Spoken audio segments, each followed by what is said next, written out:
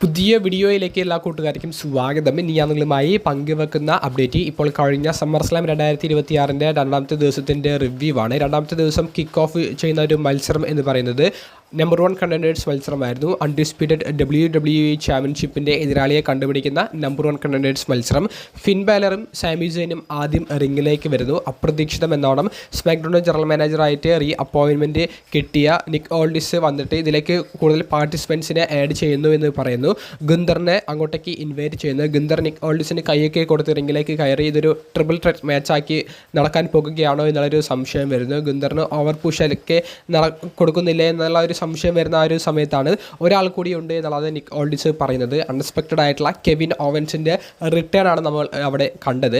Kevin Owens summer സ്ലാമിൽ വരും എന്നുള്ളൊരു rumour ഉണ്ടായിരുന്നു. പക്ഷേ അതൊരു മത്സരത്തിൻ്റെ ഭാഗമായിട്ടായിരിക്കുമെന്ന് ആരും എക്സ്പെക്റ്റ് ചെയ്തിട്ടുണ്ടായിരുന്നില്ല. അതും ഒരു നമ്പർ 1 കണ്ടൻഡേഴ്സ് മത്സരത്തിൽ. അങ്ങനെ ഫേറ്റൽ ഫോർവേ ആരംഭിക്കുന്നു. ഗംഭീരമായിട്ടുള്ളൊരു ഫേറ്റൽ ഫോർവേ. സമ്മർ സ്ലാമിൻ്റെ ആദ്യ ദിനം ഇയോസ്കയും ലിക് മോർഗനും തമ്മിൽ കളിച്ച മത്സരത്തിൽ ഗംഭീരമായിട്ടുള്ള ഒരു മത്സരമായിരുന്നു ഈ രണ്ടാമത്തെ ദിവസത്തിൻ്റെ കിക്ക് ഓഫ് മാച്ച് എന്ന് പറയുന്നത്. അങ്ങനെ നല്ല ഫാസ്റ്റ് പേസ് ആയിട്ടുള്ള ഒരു മത്സരമായിരുന്നു. കെവിൻ ഓവൻസ് ഇപ്പോഴും റിസ്ക് എടുക്കുന്നുണ്ട്. അദ്ദേഹം ആ കഴുത്തിന് ഇഞ്ചുറി ഉണ്ടായിട്ട് പോലും ഒരു വർഷത്തിലേക്ക് മാറി നിന്നിട്ട് പോലും അദ്ദേഹം തിരികെ വന്നതിന് ശേഷം റിസ്ക് എടുത്തിട്ടാണ് അദ്ദേഹം മത്സരിക്കുന്നത്. അദ്ദേഹം ആ ഒരു സ്വാൻടൻ ബോംബ് റിങ്ങിൻ്റെ ഉള്ളിലും പുറത്തുമൊക്കെ ചെയ്യുന്നത് ഗംഭീരമായിട്ട് എക്സിക്യൂട്ട് ചെയ്തിട്ടുണ്ട്. കെവിൻ ഓവൻസ് സാമി സെയിനെ സ്റ്റണ്ണർ കൊടുത്ത് പിൻഫോളിലൂടെ ഈ ഫെറ്റൽ ഫോർവേയിൽ വിജയിച്ച് പുതിയ നമ്പർ 1 കണ്ടൻഡർ ആകുന്നതാണ് നമുക്ക് കാണാൻ സാധിച്ചത്. എന്തായാലും സാമി സെയിൻ ഇതിനും കംപ്ലയിൻറ്റ് പറഞ്ഞുകൊണ്ട് സ്മാക്ഡൗണിൽ ഈ ഒരു സ്റ്റോറി മുന്നോട്ടേക്ക് കൊണ്ടുപോകാൻ സാധ്യതയുണ്ട്. ഫിൻ ബാലറിൻ്റെ അവസ്ഥ ആലോചിക്കുമ്പോഴാണ് നമുക്കൊരു വലിയൊരു നിരാശ തോന്നുന്നത്. പക്ഷേ കെവിൻ ഓവൻസ് തിരികെ വന്ന് നല്ല ഗംഭീരമായിട്ടുള്ളൊരു പ്രകടനം കാഴ്ചവെച്ച് അദ്ദേഹം നമ്പർ 1 കണ്ടൻഡേഴ്സ് ആകുമ്പോൾ സ്മാക്ഡൗൺ കാണാനുള്ള ഒരു ഇൻട്രസ്റ്റ് വർദ്ധിപ്പിക്കുന്നുണ്ട്. രണ്ടാമതായി നടന്നിട്ടുണ്ടായിരുന്നത് യുണൈറ്റഡ് സ്റ്റേറ്റ്സ് ചാമ്പ്യനായ ട്രിക് വില്യംസ് ബെരാൻ കോർബിൻ എന്ന് പറയുന്ന റെസ്ലറിനെതിരെ ടൈറ്റിൽ ഡിഫെൻഡ് ചെയ്ത ചാമ്പ്യൻഷിപ്പ് മത്സരമായിരുന്നു. ഒരു ഏവറേജ് തലത്തിലുള്ള മത്സരം മാത്രമായിരുന്നു. ട്രിക് വില്യംസിന് ഒരു ഇൻട്രൊഡക്ഷൻ കൊടുക്കാൻ വേണ്ടി ലിൽ യാച്ചി എന്ന് പറയുന്ന സെലിബ്രിറ്റി സിംഗർ വന്നിട്ടുണ്ടായിരുന്നു. അങ്ങനെ ലിൽ യാച്ചി ഈ റിംഗ് സൈഡിൽ ട്രിക് വില്യംസിനെ സപ്പോർട്ട് ചെയ്യാൻ വേണ്ടിയിട്ടുണ്ടായിരുന്നു. ഒരു സമയത്ത് ഒരു ടേബിളൊക്കെ സെറ്റ് ചെയ്ത് ബെറാൻ കോർബിനെ അതിലേക്ക് ട്രിക് വില്യംസ് അടിക്കുമെന്ന് നമ്മളെ തോന്നിപ്പിച്ചെന്നുണ്ടെങ്കിലും ഈ ലില്യാച്ചിയുടെ ഇടപെടൽ അത് ബെറാൻ കോർബിൻ ലില്യാച്ചിയെ ആക്രമിക്കുന്നതിലേക്ക് നയിച്ചു. ഒരു കെൻഡസ്റ്റിക് ഉപയോഗിച്ച് ബെറാൻ കോർബിനെ തിരിച്ചടിക്കുന്ന രീതിയിൽ ലില്യാച്ചി ഒന്ന് കാണിച്ചു എന്നുണ്ടെങ്കിലും അദ്ദേഹം അടിച്ചില്ല. പക്ഷേ റഫറിയുടെ ശ്രദ്ധ പോയൊരു സമയത്ത് ബെറാൻ കോർബിൻ്റെ പിറകിൽ വശത്തേക്ക് ആ കെൻഡസ്റ്റിക് ഉപയോഗിച്ച് ലില്യാച്ചി അടിക്കുന്നത് നമുക്ക് കാണാൻ സാധിച്ചു. ഒരു ഏവറേജ് തലത്തിലുള്ള ഒരു പ്രകടനം മാത്രമായിരുന്നു രണ്ടുപേരുടെ ഭാഗത്തുനിന്നും ഈ ഒരു മത്സരത്തിൽ ഉണ്ടായിരുന്നത്. മത്സരത്തിലെ ഒരു ടേണിംഗ് പോയിന്റ് എന്ന് പറയുന്നത് ലില്യാച്ചി എന്ന് പറയുന്ന ആ ഒരു സെലിബ്രിറ്റി ആ റിങ്ങിൻ്റെ ഏപ്രോണിൽ നിൽക്കുന്ന ഒരു സമയത്ത് ഈ ടൈറ്റിൽ എടുത്ത് വേണ്ടി അടിക്കാൻ പോയതായിരുന്നു ബെറാൻ കോർബിൻ. ആ ടൈറ്റിൽ ലില്യാച്ചി പിടിച്ചു വെക്കുന്നു. അവിടെ ഒരു ഉന്തുന്നാൾ നടക്കുന്നു. ട്രിക് വില്യംസ് വന്നിട്ട് ബെറാൻ കോർബിനെ ഒന്ന് പുഷ് ചെയ്യുന്നു. ബെറാൻ കോർബിൻ പോയിട്ട് ഈ ലില്ലിൻ്റെ മേത്തടിക്കുന്നു. ലിൽ പോയിട്ട് നേരെ ആ ടേബിളിലേക്ക് വീഴുന്നു. അപ്പോൾ ഇതിൽ ഒരു നിരാശയിൽ ഇരുന്ന ട്രിക് വില്യംസിനെ ബെറാൻ കോർബിൻ ആ ടൈറ്റിലെടുത്ത് അടിക്കുന്നതും എൻഡ് ഓഫ് ഡേയ്സ് എന്ന് പറയുന്ന ഫിനിഷർ അടിച്ച് പിൻഫോളിലൂടെ പരാജയപ്പെടുത്തിക്കൊണ്ട് പുതിയ യുണൈറ്റഡ് സ്റ്റേറ്റ്സ് ചാമ്പ്യൻ ആകുന്നതുമാണ് നമുക്ക് രണ്ടാമത്തെ മത്സരത്തിൽ കാണാൻ സാധിച്ചത്. മൂന്നാമതായിട്ട് നടന്നിട്ടുണ്ടായിരുന്നത് ഇടക്കാല വുമൻസ് ചാമ്പ്യനെ കണ്ടുപിടിക്കുന്ന 5 വുമൺ റെസ്ലേഴ്സ് പങ്കെടുത്ത ലാഡർ മത്സരമായിരുന്നു. Charlotte Flair, Jade Cargill, Lash Legend, women's United States ചാമ്പ്യനായ ടിഫനി സ്ട്രാറ്റൻ, ചെൽസി ഗ്രെയിൻ തുടങ്ങിയവർ പങ്കെടുത്ത മത്സരം. ഈ ലാഡർ മത്സരത്തെ സംബന്ധിച്ച് നമ്മൾ നോക്കുകയാണെങ്കിൽ ടിഫനി സ്ട്രാറ്റനായിരുന്നു എല്ലാ വിധത്തിലുമുള്ള ഈ ഒരു ലാഡർ മത്സരത്തിന് വേണ്ട റിസ്ക് എടുത്തിട്ടുണ്ടായിരുന്നത്. ടിഫനി സ്ട്രാറ്റന് ലഭിച്ചിട്ടുണ്ടായിരുന്ന മൂവ്സും ആ ഒരു ഹൈ ഫ്ലൈങ് തലത്തിലുള്ള മൂവ്സ് ആയിരുന്നു. കൂടാതെ ടിഫനി സ്ട്രാറ്റനെ ലാഷ് ലെജൻഡ് ഈ ലാഡറിലേക്ക് പവർ ബോംബ് ചെയ്യുന്ന ഒരു മൊമെൻ്റൊക്കെ ഉണ്ടായിരുന്നു. അങ്ങനെ ബമ്പ് എടുക്കുന്നതും സെൽ ചെയ്യുന്ന രീതിയിലും റിസ്ക് എടുത്തിട്ടുണ്ടായിരുന്നത് ടിഫനി സ്ട്രാറ്റനായിരുന്നു. അപ്പോൾ ഈ ലാഡർ മത്സരത്തിലെ ഏറ്റവും ഒരു MVP മോസ്റ്റ് വാല്യുബിൾ പ്ലെയർ എന്ന് പറയാൻ സാധിക്കുന്നത് ടിഫനി സ്ട്രാറ്റനായിരുന്നു. ഈ മത്സരം ഗംഭീരമായിട്ടുള്ളൊരു എൻഡിങ് ആണ് നമുക്ക് സമ്മാനിച്ചത്. ചെൽസി ഗ്രീൻ പുതിയ ഇടക്കാല വുമൻസ് ചാമ്പ്യൻ ആണെങ്കിൽ പോലും വുമൻസ് ചാമ്പ്യൻ ആകുന്നതാണ് നമുക്ക് കാണാൻ സാധിച്ചത്. ആരും എക്സ്പെക്റ്റ് ചെയ്തിട്ടുണ്ടായിരുന്നില്ല ഒരു റിസൾട്ട് ആയിരുന്നില്ല ഇത്. കാരണം ഇത്തരത്തിലുള്ള ഒരു വിന്നറെ ആരും പ്രൊഡിക്റ്റ് ചെയ്തിട്ടുണ്ടായിരുന്നില്ല. ചെൽസി ഗ്രീൻ ഒരു കോമഡി മിഡ് കാർഡ് ലെവലിലുള്ള ഒരു റെസ്ലർ മാത്രമാണ്. ഇടക്കാല വുമൻസ് ചാമ്പ്യൻഷിപ്പ് ആണെങ്കിൽ പോലും ആ താരത്തിൻ്റെ കയ്യിലേക്ക് ഈ ഒരു ചാമ്പ്യൻഷിപ്പ് വരും എന്ന് ഒരാളും കരുതി കാണില്ല. ആ ഒരു തോന്നൽ ഞാനടക്കമുള്ളവരെയാണ് പറയുന്നത്. അവരെയൊക്കെ ഞെട്ടിച്ച ഒരു റിസൾട്ടായിരുന്നു ഈ ചെൽസി ഗ്രീൻ പുതിയ വുമൻസ് ചാമ്പ്യൻ ആയത് എന്ന് പറയുന്നത്. ചെൽസി ഗ്രീൻ ഇടുന്ന എഫേർട്ടിന് ഹാർഡ് വർക്കിന് ക്രിയേറ്റിവിറ്റിയും കൊടുത്ത ഒരു ഗിഫ്റ്റ് എന്നാണ് നമുക്ക് ഈ ഒരു ചാമ്പ്യൻഷിപ്പിനെ പറയേണ്ടി വരും. കൂടുതൽ സമയമൊന്നും ഈ ഒരു ചാമ്പ്യൻഷിപ്പ് ചെൽസി ഗ്രീൻ്റെ കയ്യിലിരിക്കാൻ സാധ്യതയില്ല, പെട്ടെന്ന് തന്നെ നഷ്ടപ്പെട്ടേക്കാം. പക്ഷേ ഒരു തവണയെങ്കിൽ ഒരു തവണ ഇപ്പോൾ സാമി സൈനൊക്കെ ചാമ്പ്യൻഷിപ്പ് ലഭിച്ചതുപോലെ ചെൽസി ഗ്രീൻ ചാമ്പ്യൻഷിപ്പ് ലഭിച്ചല്ലോ എന്നുള്ളതാണ് ഒരു പ്രത്യേകത. ഈ മത്സരത്തിൽ ചെൽസി ഗ്രീന് വലിയൊരു സുവർണാവസരം വരുന്ന ഒരു സമയത്ത് ജെഡ് കാർഗിലിൻ്റെ ബാഡീസ്, അതായത് ബീഫാബും മീച്ചിന് വന്നിട്ട് ചെൽസി ഗ്രീനെ അടിച്ചിടുന്നുണ്ട്. എന്നിട്ട് ജെഡ് കാർഗിലിന് വിജയിക്കാൻ വേണ്ടിയിട്ടുള്ള ഒരു അവസരം സൃഷ്ടിച്ചു കൊടുക്കുന്നു. പക്ഷേ ഷാർലറ്റ് ഈ ബീഫാബിനെയും മീച്ചിനെയും ഒക്കെ അടിച്ച് ജെഡ് കാർഗിൽ ആ ഒരു ചാമ്പ്യൻഷിപ്പ് എടുക്കാൻ പോകുന്നതിനെ തടയിടുന്നുണ്ട്.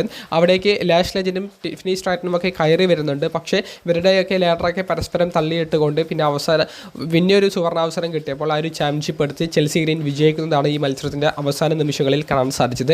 കുഴപ്പമില്ലാത്തൊരു ലേറ്റർ മത്സരമായിരുന്നു ഇടക്കാല വുമൻസ് ചാമ്പ്യൻഷിപ്പിന് വേണ്ടി നടന്നിട്ടുണ്ടായിരുന്നത്. നാലാമതായി നമുക്ക് കാണാൻ സാധിച്ചത് ഡാൻ ഹൗസൻ വേഴ്സസ് ഡൊമിനിക് മെസ്റ്റീരിയോ തമ്മിലുള്ള ആ മത്സരമായിരുന്നു. സമ്മർസ്ലാം 2026 ഏറ്റവും മോശം മത്സരം എന്ന് പറയുന്നത് ഈ ഒരു ഹ്യൂമൻ മാനീസിന് വേണ്ടി നടന്ന പോൾ മാച്ചായിരുന്നു. എന്തിനാണ് ഈ ഒരു മാച്ച് വെച്ചത് എന്ന് അറിയില്ല. ചിലപ്പോൾ മാച്ച് കാർഡ്സ് ഫിൽ ചെയ്യാൻ വേണ്ടി വെച്ചതായിരിക്കാം. അല്ലെങ്കിൽ ഡാൻ ഹൗസൻ എന്ന് പറയുന്ന ഇപ്പോൾ കയറി വന്നുകൊണ്ടിരിക്കുന്ന ഏറ്റവും എൻ്റർടൈനിങ് ആയിട്ടുള്ള കഥാപാത്രത്തിന് സമ്മർസ്ലാമിലെ ഒരു സ്പോട്ട് കൊടുക്കുക എന്നുള്ളതായിരിക്കാം ഈ മത്സരം കൊണ്ട് ഉദ്ദേശിച്ചിട്ടുണ്ടായിരിക്കുക. എന്തായാലും ഡൊമിനിക് മെസ്റ്റീരിയോയുടെ മെയിൻ റോസ്റ്ററിലെ ഇപ്പോഴത്തെ ഒരു പോക്ക് അനുസരിച്ചാണെങ്കിൽ അദ്ദേഹത്തിന് ഇനി കയറി വരാൻ സാധിക്കുമോ എന്നുള്ളത് ഒരു ഡൗട്ടായിട്ടുണ്ട്. കാരണം ഡൊമിനിക് മെസ്റ്റീരിയോയ്ക്ക് തുടക്കത്തിൽ ലഭിച്ചിരുന്ന ആ ഒരു പ്രാധാന്യം ഇപ്പോൾ കിട്ടുന്നതായിട്ട് ഫീൽ ചെയ്യുന്നില്ല. ഈ മത്സരമൊക്കെ അതിന് ഉദാഹരണമായിരുന്നു. അപ്പോൾ ഈ ഡാൻ ഹൗസൻ വേഴ്സസ് ഈ ഡൊമിനിക് മെസ്റ്റീരിയോ മത്സരത്തിൽ മിനി ഹൗസൻസ്, ജോ ഹെൻറി, ജെ ഡി മെക്ഡോണ തുടങ്ങിയവരുടെയൊക്കെ ഒരു ഇടപെടൽ ഉണ്ടായിരുന്നു. ഈ ജോ ഹെൻറിയുടെ വരവും ആ ഗിറ്റാർ എടുത്ത് ജെ ഡി മെക്ഡോണയെ ആക്രമിക്കുന്ന ആ ഒരു മൊമെൻറ്റമൊക്കെ നമുക്ക് കാണാൻ സാധിച്ചു. മത്സരത്തിൽ ആ ഒരു പൈസ സ്വന്തമാക്കുന്നത് ഡാൻ ഹൗസൻ ആണ്. അങ്ങനെ ഡാൻ ഹൗസൻ മത്സരത്തിൽ വിജയം കരസ്ഥമാക്കുന്നതാണ് കാണാൻ സാധിച്ചത്.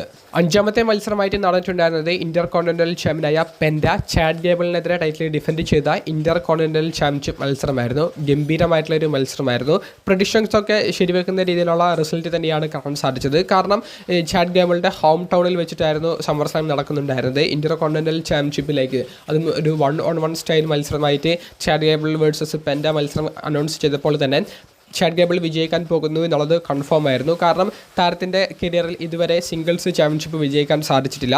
അതുമാത്രമല്ല ഒറിജിനൽ എൽ ഗ്രാൻഡ് അമേരിക്കാനോ എന്ന് പറയുന്ന ഏറ്റവും മികച്ച കഥാപാത്രം ചെയ്തതിന് ശേഷമാണ് ചാഡ് ഗേബിൾ മെയിൻ റോസ്റ്ററിലേക്ക് തിരികെ വന്നത്.